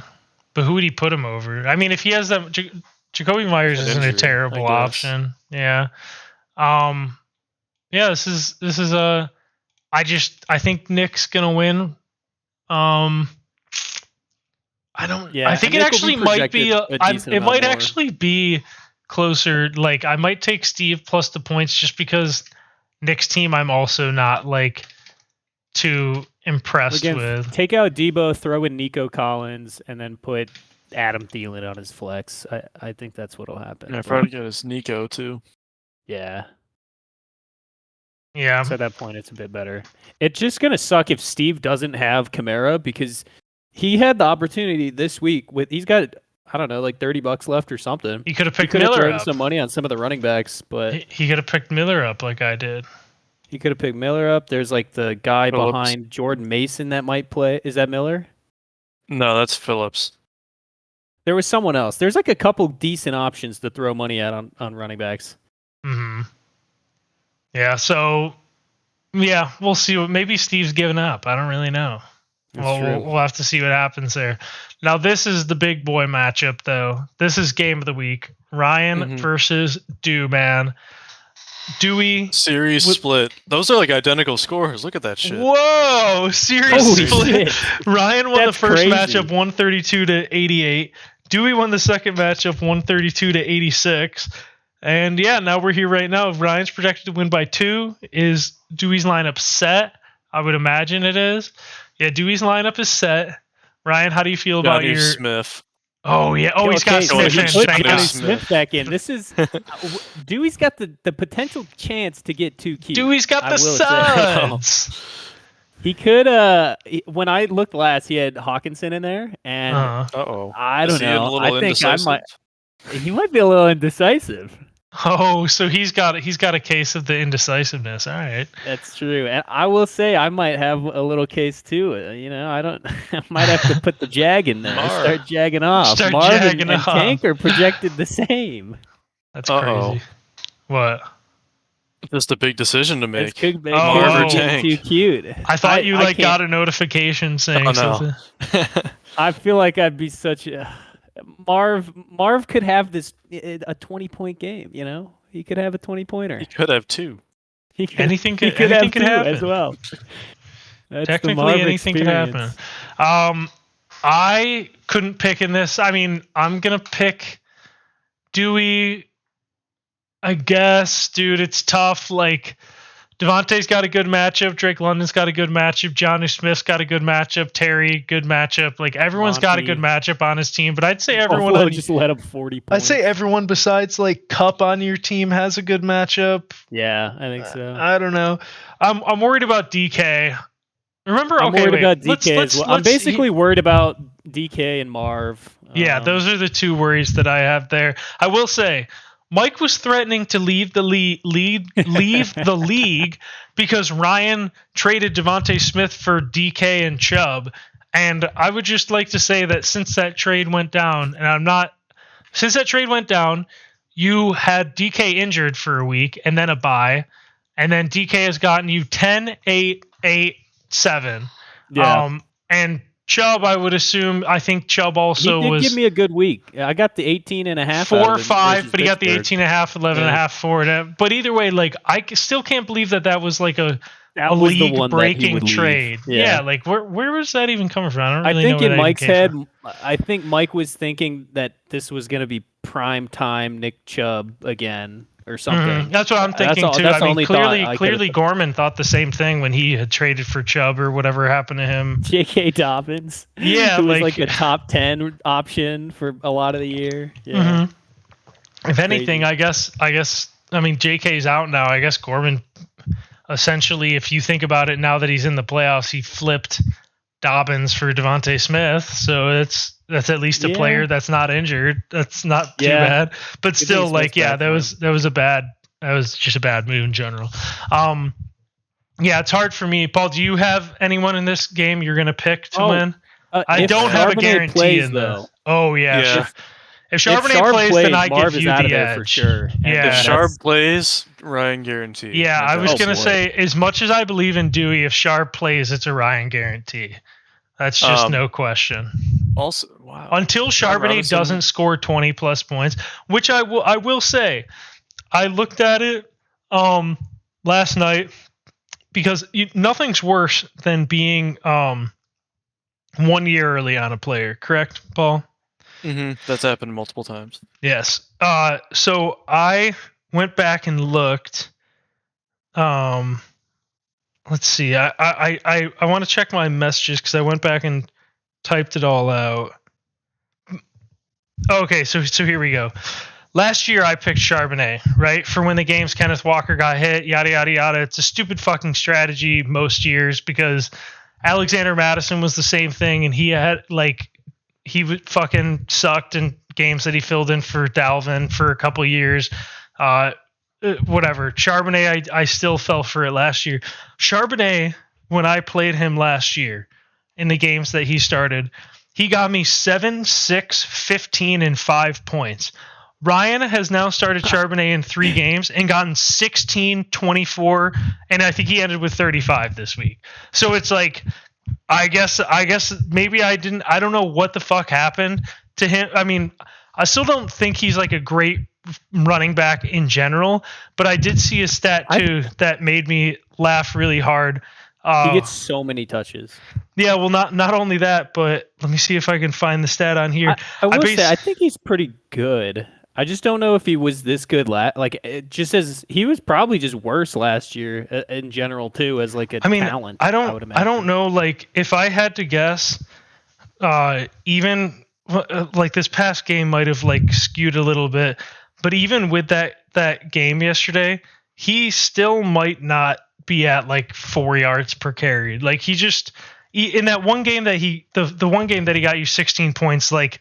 I think he only had like 30 yards like rushing. Like he's not like a great running back, but also it's hard to tell because the run blocking is so bad in Seattle that I saw another stat that Kenneth Walker averages like 1.02 yards before contact this season, which is dead last in the NFL, which essentially means every time he gets the ball, he's just got to truck a guy and hope to... Exactly.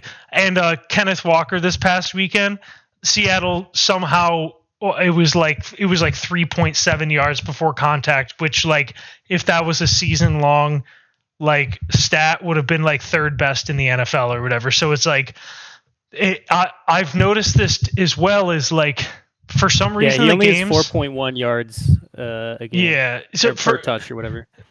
The reason that Charbonnet pisses me off is because he should be a lot better on short yardage situations, and he fucking has way too many times where they running up the gut and then he tries running outside and gets tackled. And I'm like, dude, you're like big and slow. What the fuck are you doing, has dude? The elusive running back tendencies to like pop out wide a lot.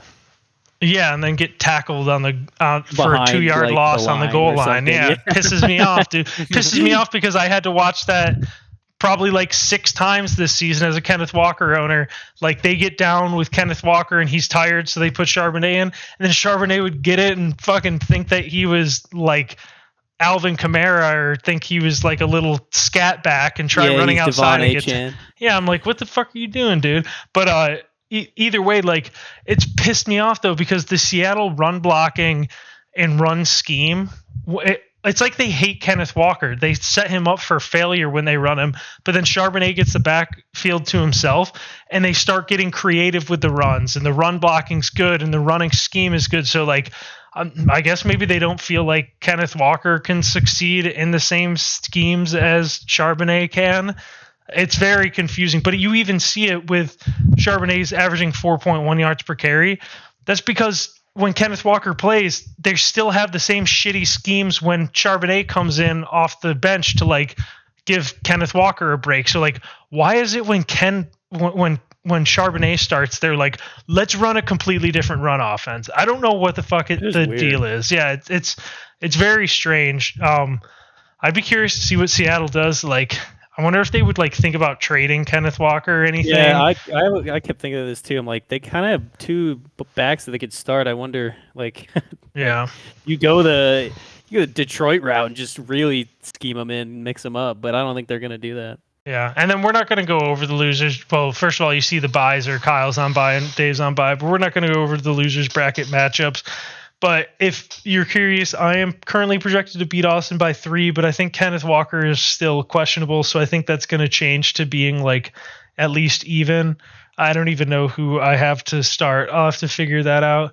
And then Mike's projected to beat Chip. Let's see if I don't even think that's Chip like not setting his line. I think he just has that bad of a team. Yeah, he has a lineup set. It's just his lineup is literally that bad. His lineup really is that bad. That's depressing. I'm at least glad Chip didn't make the playoffs. I don't think there was any way he could have, but if he somehow snuck in, it would have been a disaster. All right, now we're on to the Mickey machine. Did he start out 2-0? Yeah, Chip. I think he started out 2-0 or maybe even 3-0. It was definitely interesting. So I forgot they have the weekly record thing on here also. Either way, we're gonna go like kind of schedule by schedule. So here's the schedules, I think. Where's Dave? Because there was one thing I saw when I looked at this before. Oh wait. Oh, it changed. Okay, so I mean this would have stayed the same at the very least, but like now, Paul, you're 7-7. When I looked at this last week for reference, every team besides Kyle last week was sub 500. Like obviously with Dave, if they played Dave's schedule. So obviously Paul would have ended 7-7. Ryan would have finished 7-7. But going into last week, you guys were both 6-7 against Dave's schedule. So that's why I'm saying Dave's team wasn't good, but he had like the hardest schedule ever. I think got the most scored on. Oh yeah, out of anyone, right? Also a tie in there too. It's pretty neat for Steve. What do you mean? What a crazy coincidence. Oh, really? Oh, yeah, Steve would have had a tie. Yeah, so I just thought that was crazy last week. Yeah, like and then Ryan and Paul, you scored so much this week, and like, you know, because Mike still scored 120 something on Dave. Mike had a good week.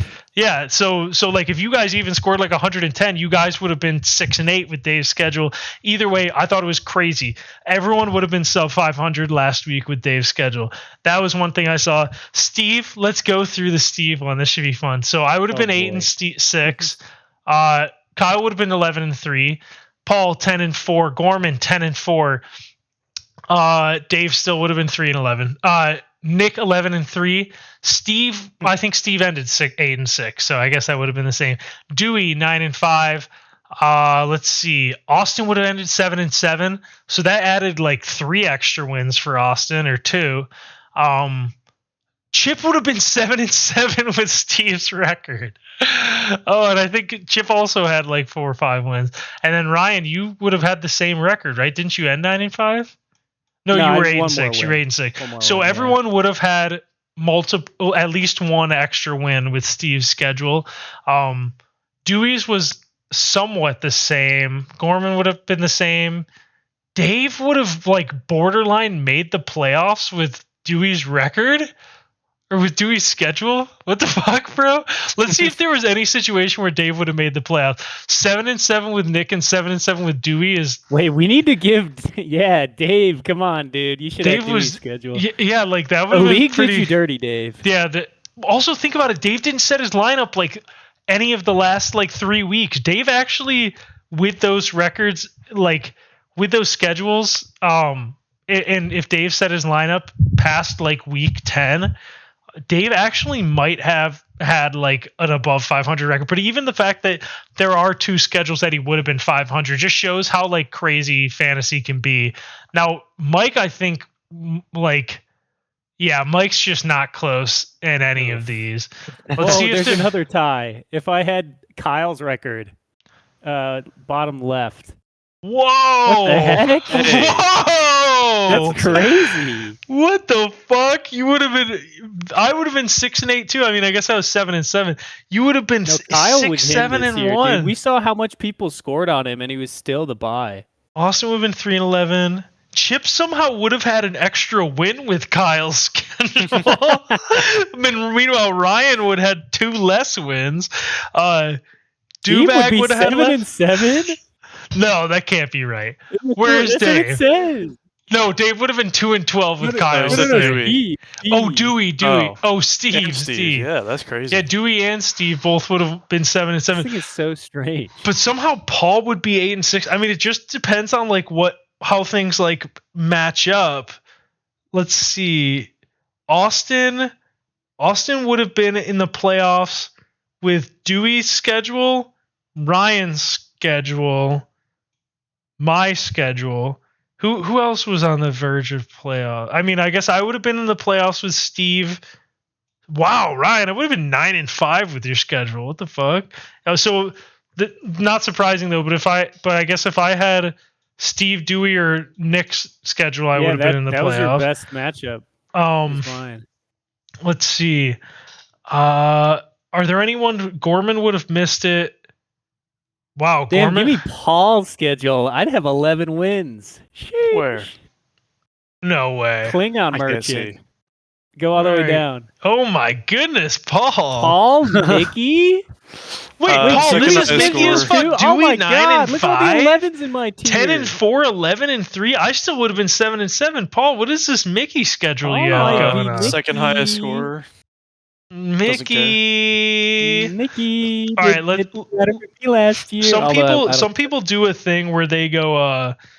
They do like if you beat half of your league mates, you get a win for the week. So let's see how this would have panned out. Oh wait, that's not how this goes, but it kind of goes like that. That's very weird. The most impressive one is Gorman. That's just highest score, but like Kyle would have lost to everyone in week 3.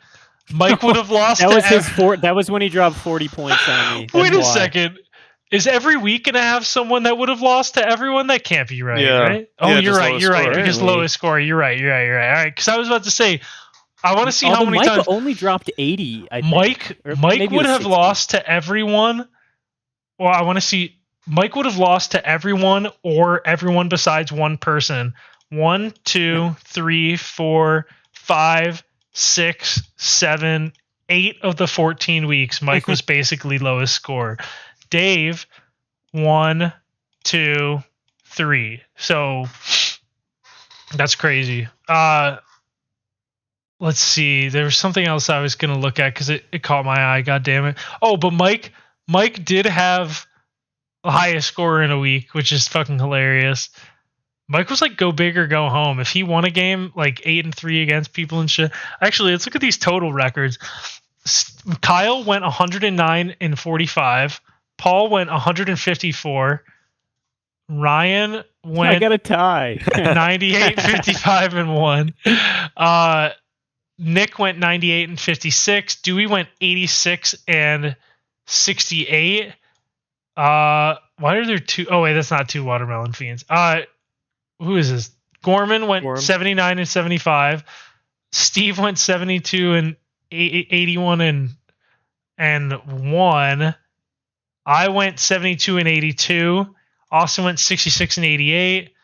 Yeah, Mike 34 and 120. I think that proves that Mike was the worst one then. Mm-hmm. Yeah, I think Dave just had worse luck in terms of who was schedule. Just dropping. I wonder if there's any schedule that Kyle wouldn't have made the playoffs. No.